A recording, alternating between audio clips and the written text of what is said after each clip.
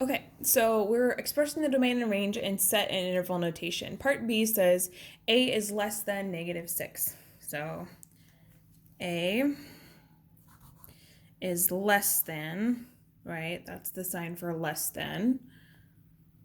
And then -6. I would not have the bar underneath because it just says less than and not equal to.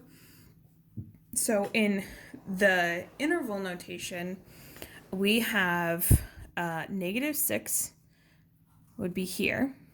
Okay, I'm going to use the parentheses and not the outward brackets.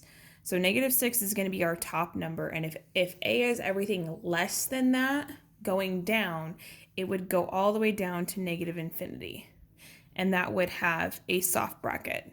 Infinities never have the hard bracket because you can't ever stop with infinity, so it's never included. It just keeps going forever and ever. Okay. All right, part C. Y is greater than or equal to 9.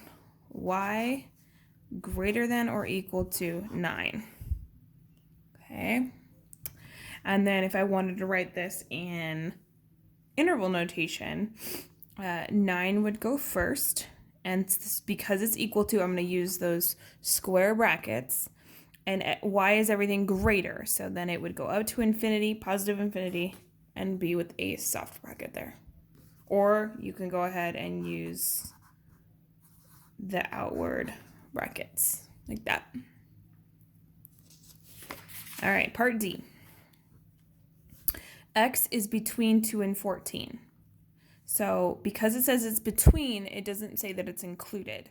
So I'm going to use these two signs, put my variable in the middle. -2 goes first, always write in less, least amount to largest amount. Makes it easier. And then doing the same thing, -2, 14, not included, and there we go. And our second to last one, we have n is all real numbers. We just went over this one. You can use this.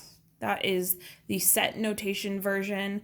If you wanted to use the interval notation version, all real numbers is just -infinity to positive infinity. So you can just write that. And then looks like those brackets there. And then we'll go ahead and do this last one. X is all integers. So integers is just kind of like the last one that we just did. Here we have X is in all integers. This is Z. So if you don't know what an integer is, I would recommend looking it up. But basically it's just like whole numbers, but also negatives. So it can go -2, -1, 0, 1, 2, all the way up. Okay. Writing it is a little bit different for the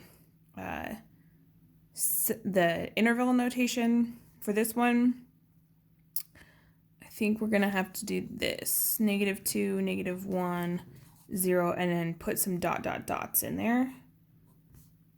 That's the only real way that I can think of that one, or maybe doing the curly brackets there.